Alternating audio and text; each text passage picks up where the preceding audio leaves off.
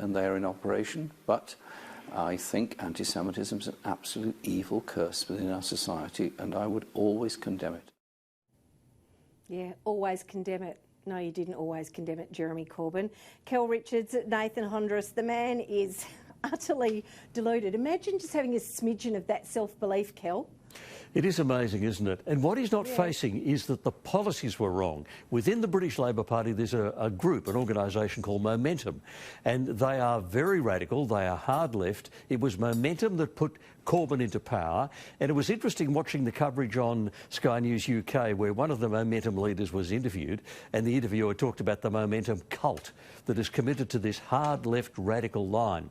What's actually happened, and this is interesting, what's happened with British Labor is what's happened with left-wing parties around the world. That is, they've lost touch with, they've abandoned their traditional base. Because the Labor parties, the left-wing parties, Democrats in the United States, the ALP here, the Labor Party in Britain, came into being to represent people who worked in factories, who worked in mines, who were shop assistants, who drove buses, just ordinary workers. That's who they represented.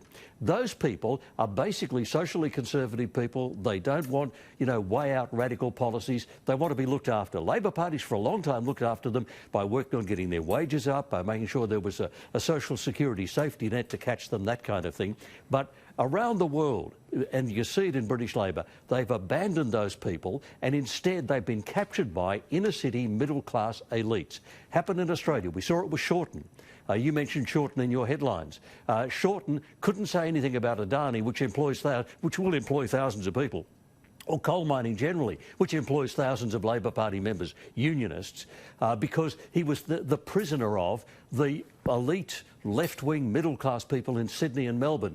Same thing happened to Corbyn. Corbyn is being run by Momentum. Momentum is an inner-city, elitist, middle-class group, and that's why the northern electorates in Britain, the so-called Red Wall, totally abandoned him because they've abandoned their original working-class. The same thing happened in America. When Hillary talked about the deplorables, she's actually saying the Democrats no longer represent those people.